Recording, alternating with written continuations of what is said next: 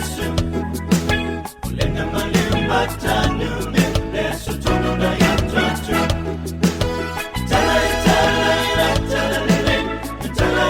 Yesu lena male matanu Yesu tunu na yatatu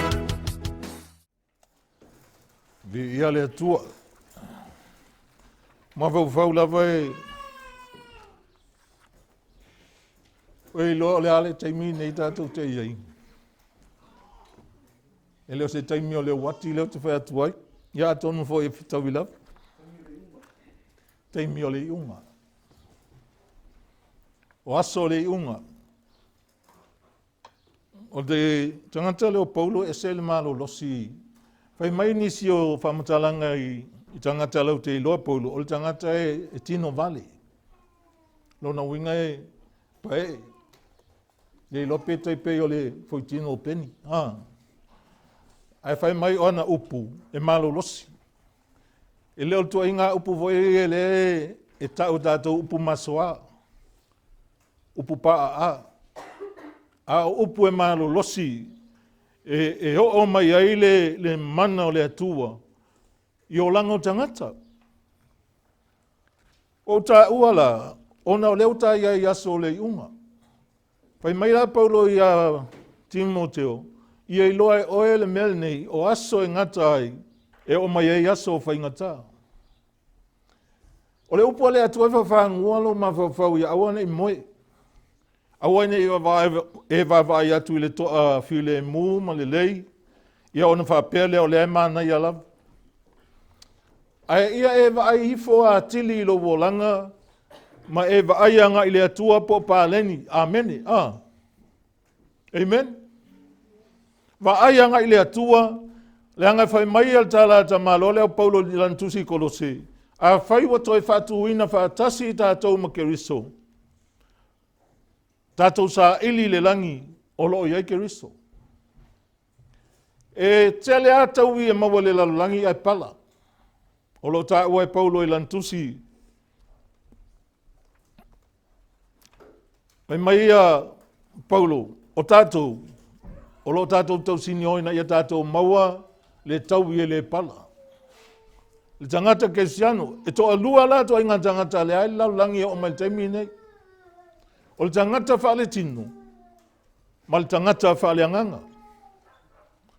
O le tangata whaale anganga la, e mana malama i mea le atua. Al tangata whaale tino, e le mana malama i mea le atua. O lai tā ua i Paulo le tusi o Kolinito, mua Kolinito.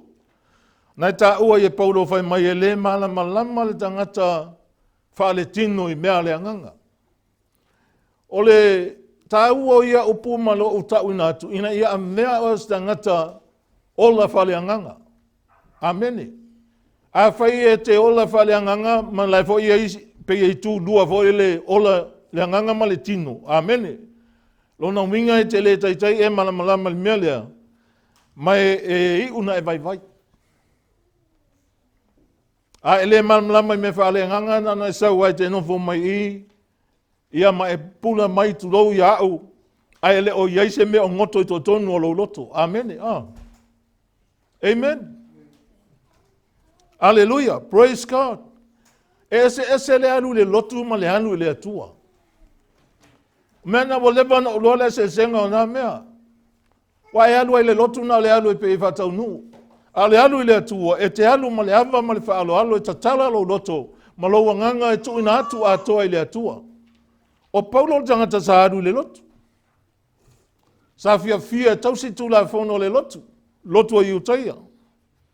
Sa matoa ita lava i tangata la tau te tau ta ua le suafa Yesu, ma anu le auto ia ina maini tusi e whaatanga i anu e su e mai, e whasioti. Aina ofe tau i Paulo ma Yesu.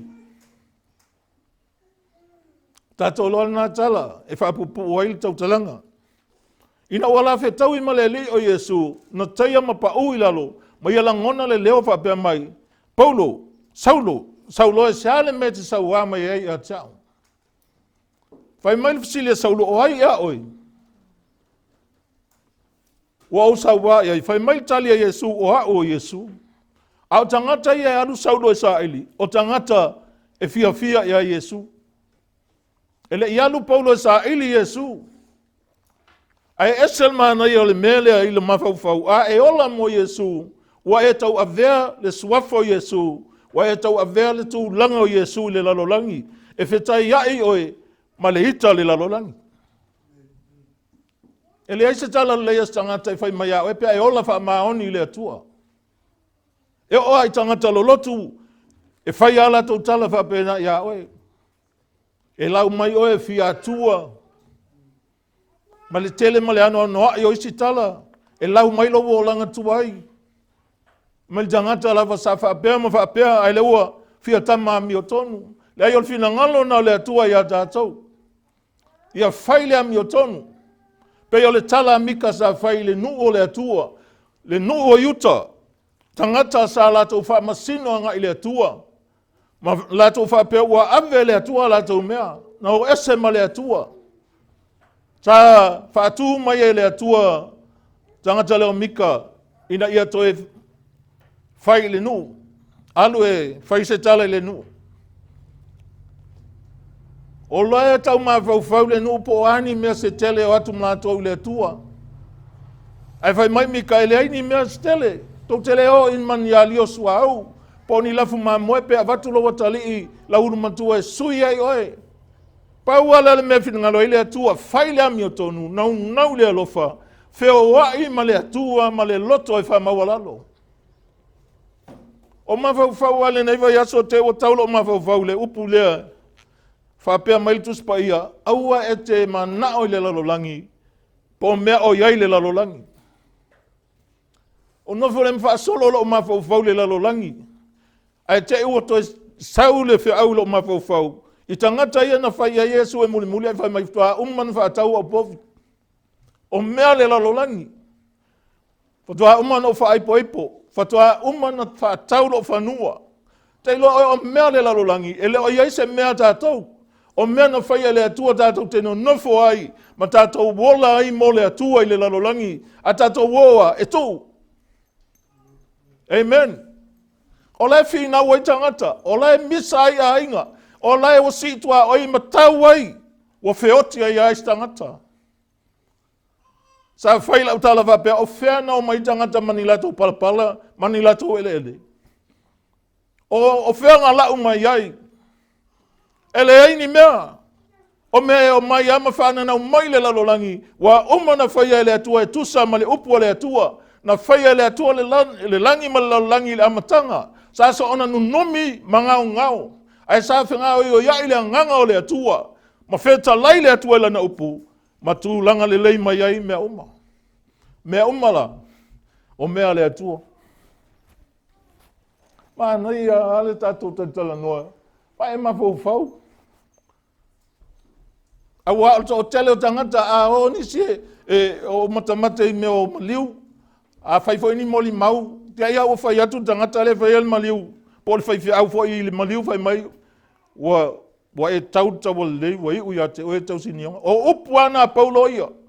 I lana afi nau malona ia tau sa tau ai. Amene. A oanya upu e fai foi a o e pea fai o le avala au le atua ia oi. Hallelujah. Praise God. O le autu o mawhauwhaunga ma le au mai le atua. Le mawhauwhau le mai le atua e whasoa atu. Ola mo le atua. Ola mo le atua a tono e te whape mai wa lewa. No talia Yesu le fia tau sanga ma vai. Wa fia le whae tau sanga o tono le whaotanga. A o fasili o e ola mo le atua. Ana e ola mo le atua e te mawal file mua le atua. A wal tangata e ola mo le atua e le tau masui. E tu wa mea le whinaunga le i le whamasinonga le atua. Amen. E ola mo le atua. Whai mai tala Peteru. Ua lata mai le ngata anga o mea uma. O lea ia mataala ai outou matatalo.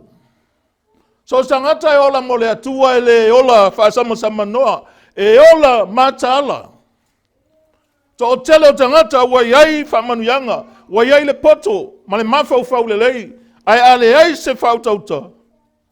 Ale mataala. E whanoa. E otia. Ai ale whiau ia e ola mo le atua. I le taimina malau nailo o langa i le atua. Peo tau tinonga Paulo ha mai leo toi ola o Keriso lea wa ola i totonu. Wa kontrol Yesu mea umalona o langa. Wa tu ina atu lona ola atoa i le atua. O mea sa fia iai wa whalea o ngā ina. O mea sa o ngā iau. Wa leo toi au ngā. Sa uno fo mawawau whapea. Ai o le mea lea whai mai e ia tala Solomona. Ia e mana tua le whaia oi o na pōro tau le lea. O lo whaia ngai tau le lea. Mana tua le na whaia oi. I o na pōro tau le lea i o mai aso leanga. Le i o mai le taimi te whapea ni ai. Wa le ai so fia i ai. Toi whapea leo tala Solomona ia e fia lava. Le tau le lea fia i mea na te fia i ai. Fai pea me mali e lo loto ai ai loa e wha masino ina o e le atua. Ina mea Aleluia. O le atua e le lilo se mea i lan silfanga. Fai meita la tuspa ia e sila fia iova le ala o ea mi o tonu. Ai whano le ala o ea ngsala. Au se fe au mo tātou. Po e i ai tonu le taimi leo te tau. Fai lo atua le o aso e ngata ai. Wa toi teti, wa lata le unga mea uma, o le tala na tangata o Peteru. Wa lata le unga mea uma. Whai mai Paulo ia Tesalonia, nge i o tō whiwhi le mumwha pe ane le o awhaina, ai maua o tō e le whano whawose. Mataala ona o leo lo whai tātou mo na fili. E leo moe le fili, e te lo le upu na altus pa ia, e le moe le fili. Lona winga la a le moe le fili, ai moe le tangata o le atua. Wa iai le mea tupu ai. O lo vala au ai la fionga le atua le tangata la moe ala maia oe o le moe na mai tu la maina ye ua oti o le moe e whaatuse le oti, o na whaamala malama mai lea. O Keriso ia te outou. Tātou te leo pongi sā i le atua. E te alu malama, e leo se au lotu, e leo tangata mata whale ala au lotu, o tātou o le whanau o le atua, whaaftau le wala au o le atua, whaola ina o tātou wanganga Keriso, tu ina atu o tātou wola i le atua, ola mo le atua. Whai mai Paulo, pe ola pe oti tātou, o tangata o le li, aisha, watu o tātou wola tua wa la mo le tua a oti fo e oti o tangata fia ile tua wa mai lo la ngai lu mo le tua a italia Yesu la le to ta einip amen ele aisa si o tato o ta eipu ai ele ma faina to eita pe a fai wa italia Yesu lo langa ma to mo fai e ofu atu lo la ile tua a tonu sale ma fai le matanga i popo fou ai wa matua Yesu lo wolanga tau na matua falenganga amen foi la va on sai wa e lo tatali me ai o mai te lo o eselma na yo tala Paulo e Faamalosi ai tatou ele oni me tau te falongo longo ai tatou wo ale ele wa no yo tatou ma fau ai fai mai Paulo ia afia ai le o ita mai fafanga ai sia tu ul fa masinonga le atua. Le tangata mi o leanga mwhai me leanga ia oe, tō uli whamasinonga le atua. Hallelujah, praise God. A oe ai, pau ale me na o le atua e te olai. Olai le alofa tu noa na whaolai nai oe le atua.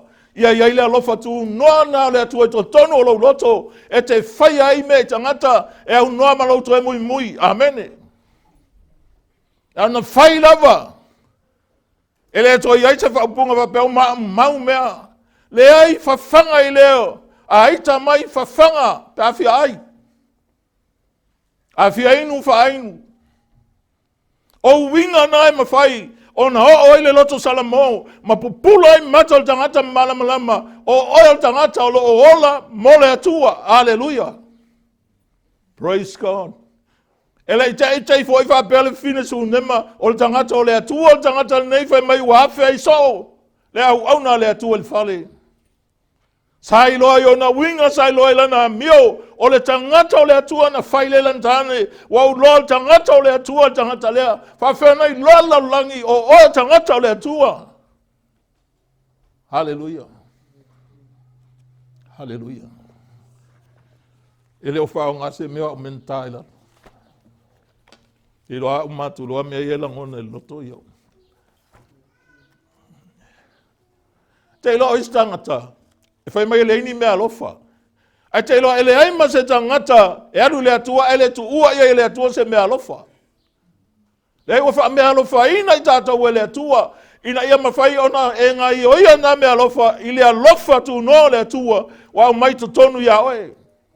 E te ola ai ma e ngai oi ai. Ma fia mai ai le atua ia oe.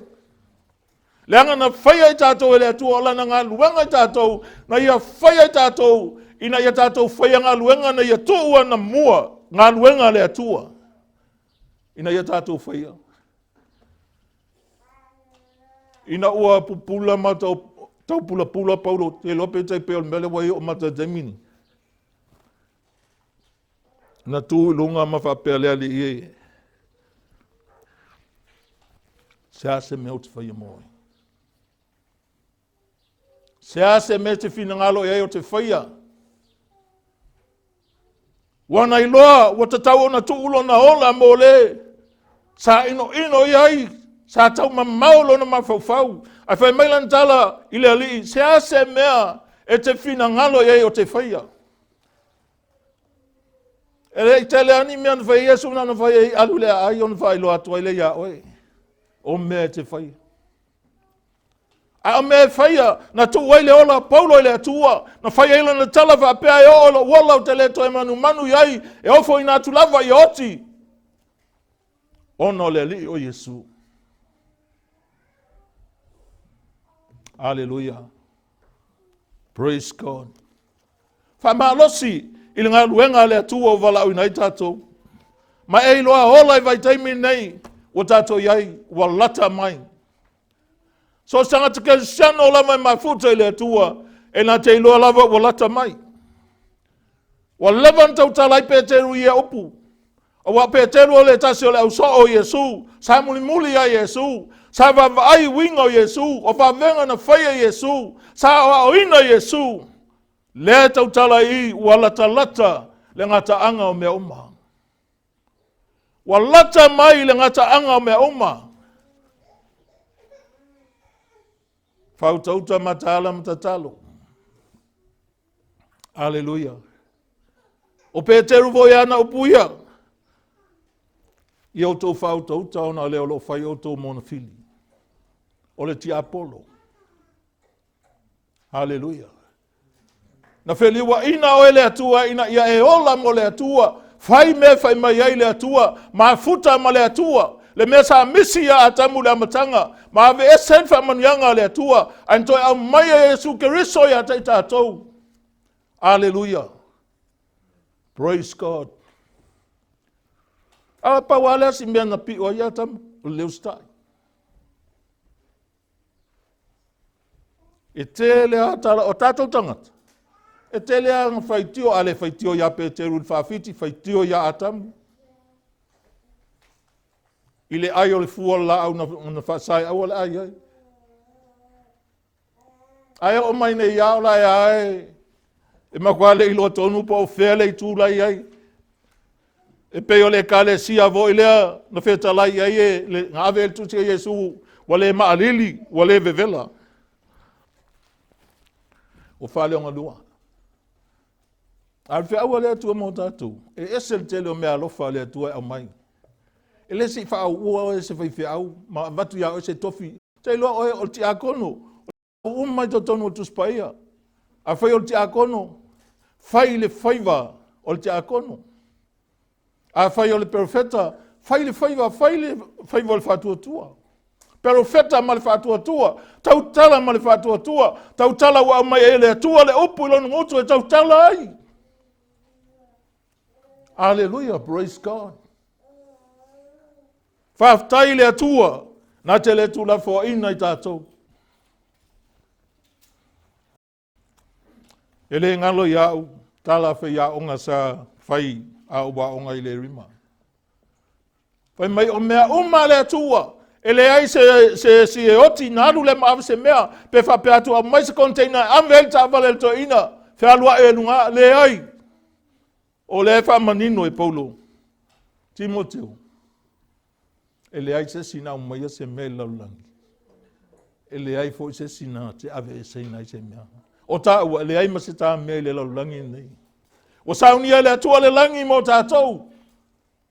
Aia sauni lau tangata. Sauni pe o tangata nei na sauni uni. Paulo, e lei fefe, e lei para ai, sa tolo na loto. Wana i loa, wa lata le taimi, e fasioti a ia, ai taua ia, wa lata le taimi o te adu ai. Langa Paulo sa tipi aselo na ulu, i le toi. O wafa inga tā, sa le fefe, aisa, e le whaatu saina ti ngā le tino, ma le manuia e whaavavau, wa saunia le atua mo i tātou. Au alai te tepa puelesi. Ma nei ala whaalongo le tai au nei, o le tau vanga Paulo ia tau vā na au ia. E le wha tau vāfu a maistangata. Ai lai whaila na tala nai whai mai le ngata ia ia. Ai la vea i matangata umalaba o e fia fia i lona whaali mai. So tangata fia fia le whaali mai o le ali o Yesu. E ola mo le ali o Yesu. E le manu lona ola. E tu atu e ola mo le ali o Yesu. Leanga le tauna le apostolo Paulo sa fai. E o ai lo wola. Te le manu iai. E tu ina atua i o wati. Ona o le ali o Yesu. Wa mauti noe Paulo. Lai ai le ola e whaavavau. Le ola e whaavavau lai whaatali mai.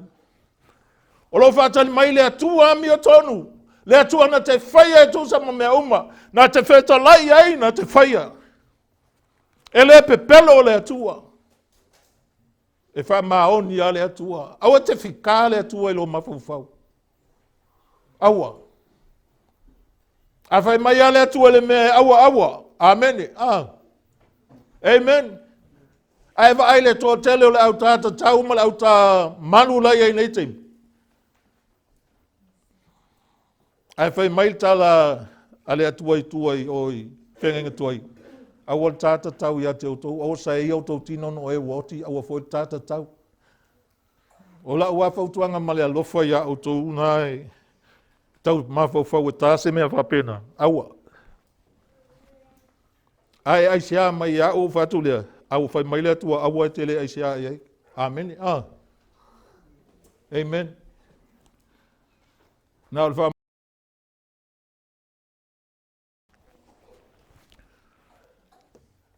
Se sua i whalau tusi na lua Peteru e whawhamun.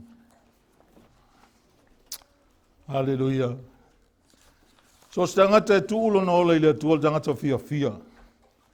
O tangata i le whanua noa. O tangata i le popole.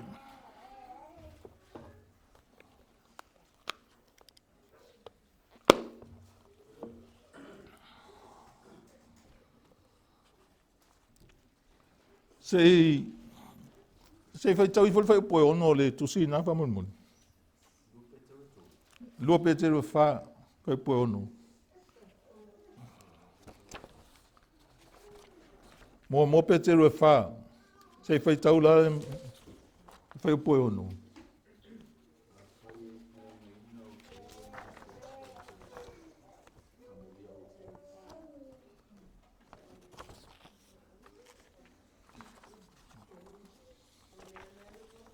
O le fai upunga e ongo.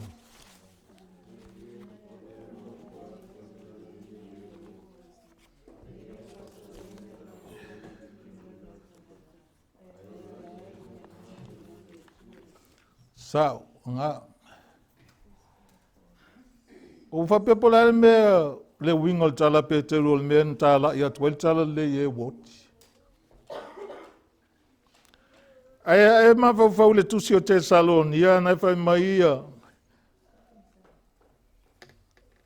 O e le aise wha moe wha noa i le oti o tangata. Sa wha poleina le kalesia te salon ia, i le feoti o e pele ia lātou, ai le ia fio mai le li whaolo o Iesu. Sa elo lātou manatu a tonu, e wha ai tangata na ia Iesu.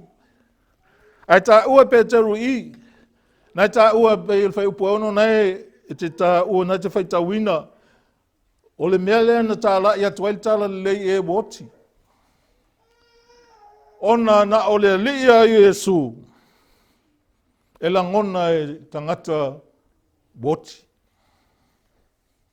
O lo saul tuse e Ioane, le tala whai mai aua tau te ofo i le mea lea e o mai le aso e whaalongo ai e ua oti le leo le atali o le tangata. Ona lato o mai ei lea mai tunga mau. Te loa le teimi tonu na, teimi o le whamasinonga. E whamasino i nai tangata ola, ma tangata oti.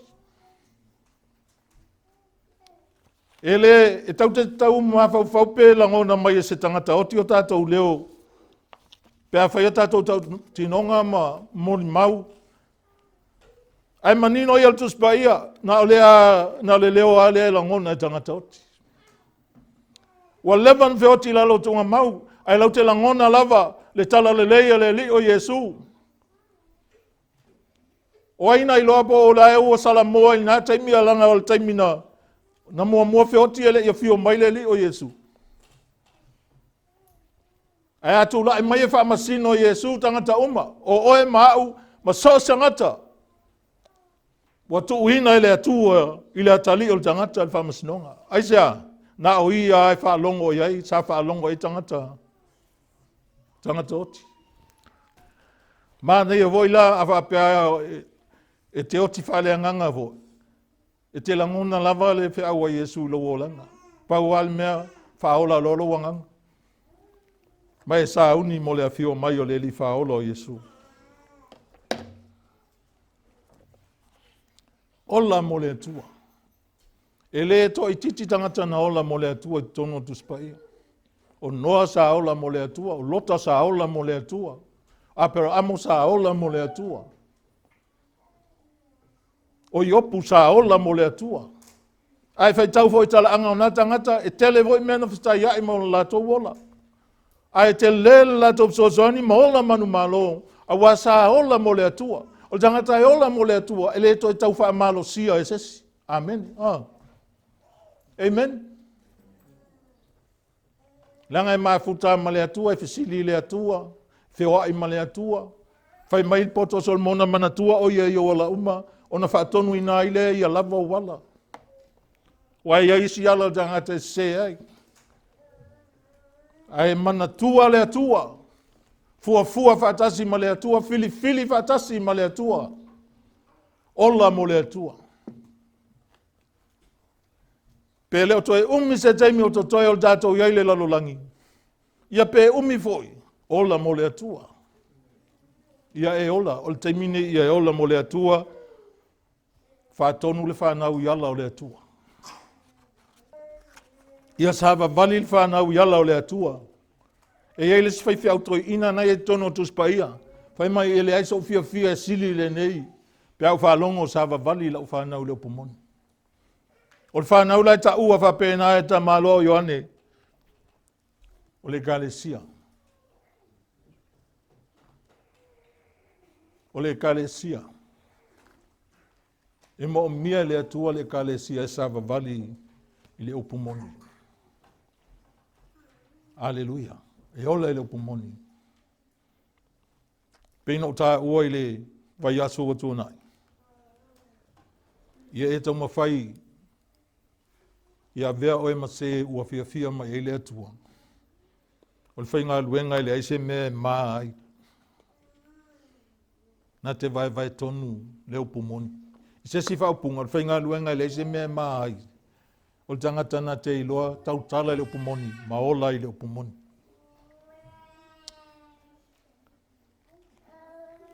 Sa whaila o tala whape i se si tangata. E tele mea o lo i loloto o le upu o le atua. O le mawhai on tātou maua.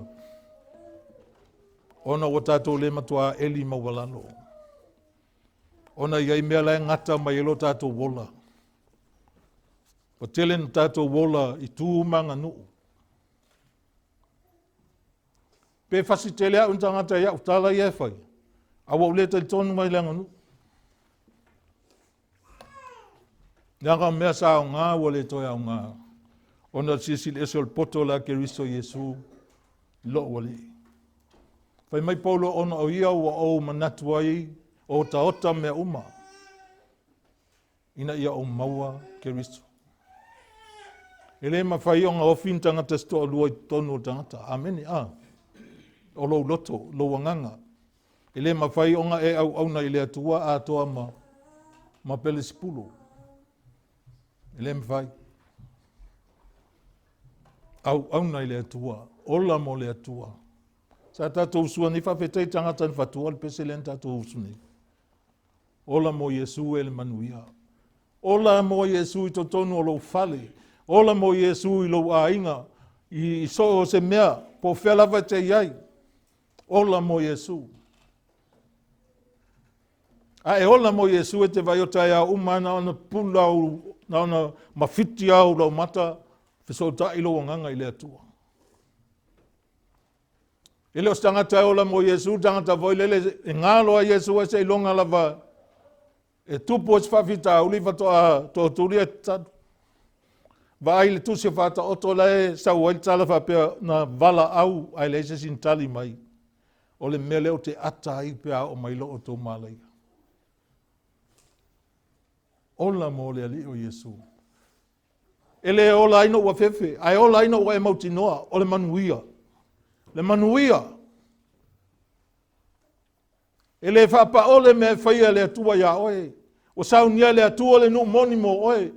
Ele tau su ea sa una whaanga e peo le telo maliu, whangotoa mai ia maua sa una whaanga mau li langi. E o ai vai whiau.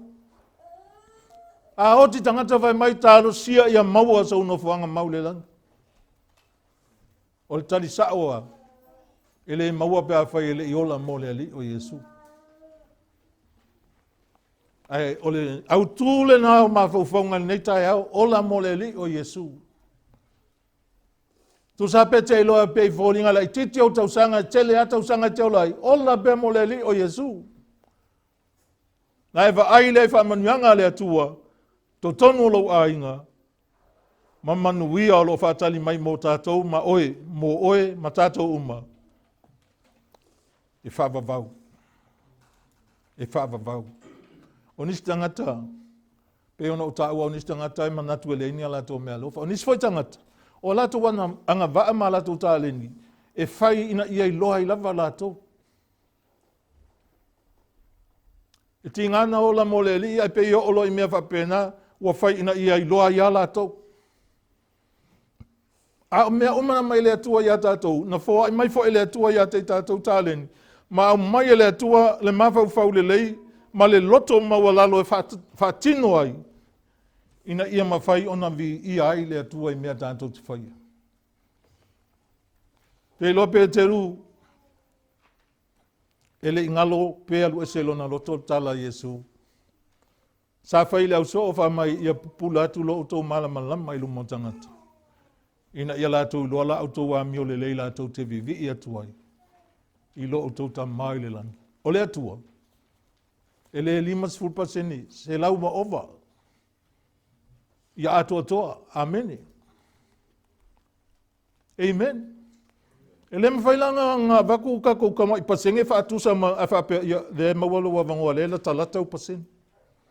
Le tau mwhai e ola se lau pasenge mo le atua. Ele whaamasingoa o stangata whaamasingoa o le atua.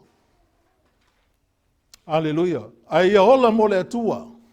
Ono sai, fina finau, mataala, faautauta, wa lata mai le unga mea uma. Mana ia whamarosi tai au.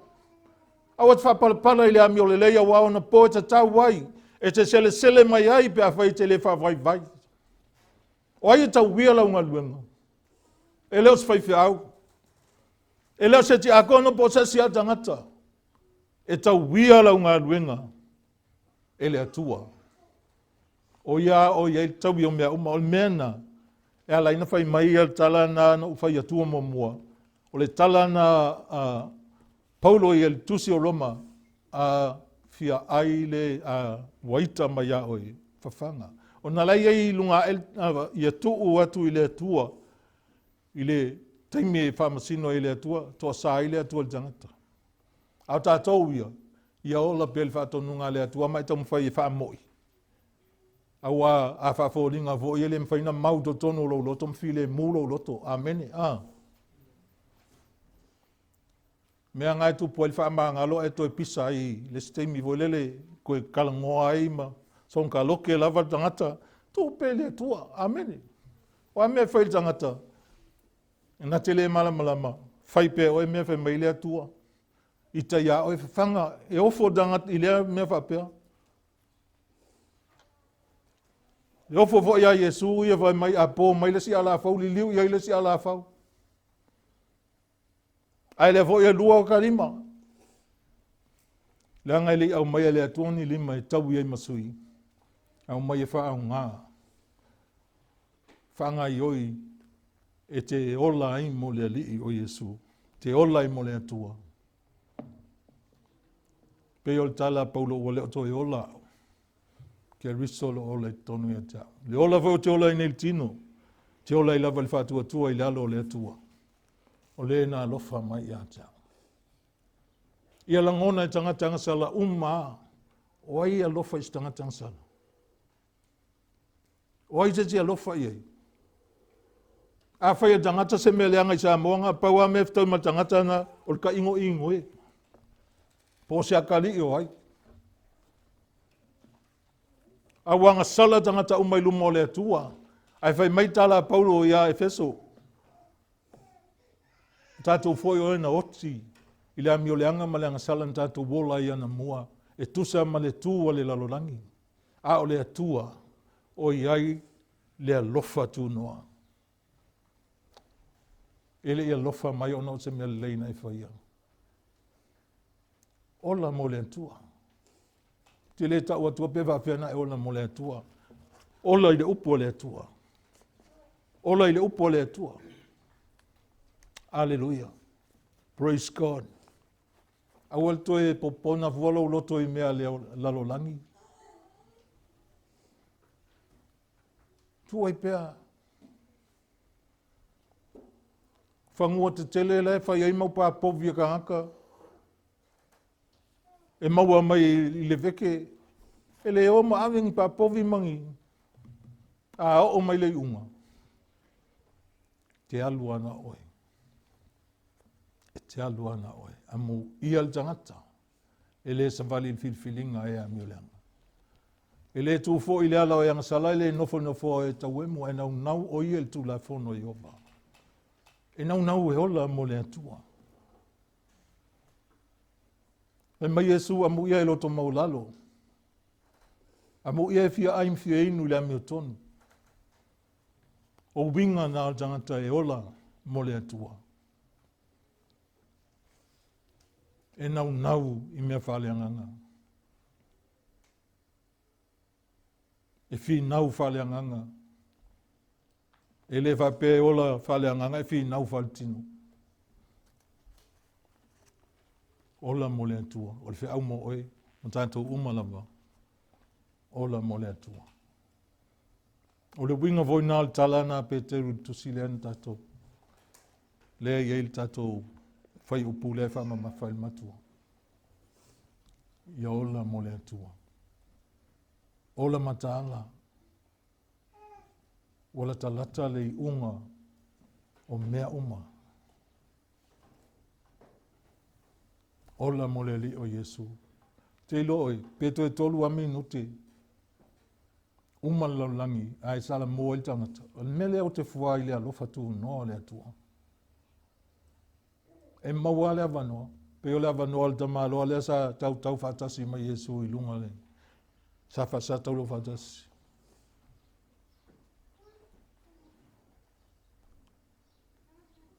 A e ola mo le li olo e ola.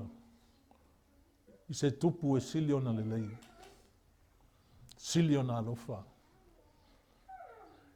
Le tio foi fai mai tā vita ia ele aise me mativai. Tangata sa ola mo le li. Sa la tō mauti noa e muli mai le anga le leima le alofa i aso umo le ola. A e ola mo le ali e te le masau salo. Te le masau salo. Pe fai e le ali, pe le fai a mewa umantal noa ai.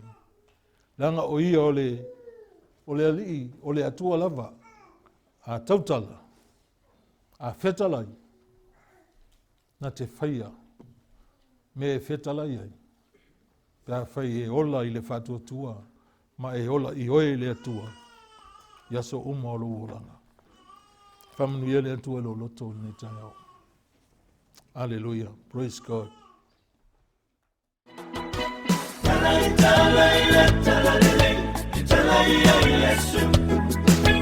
Lena maliu matanu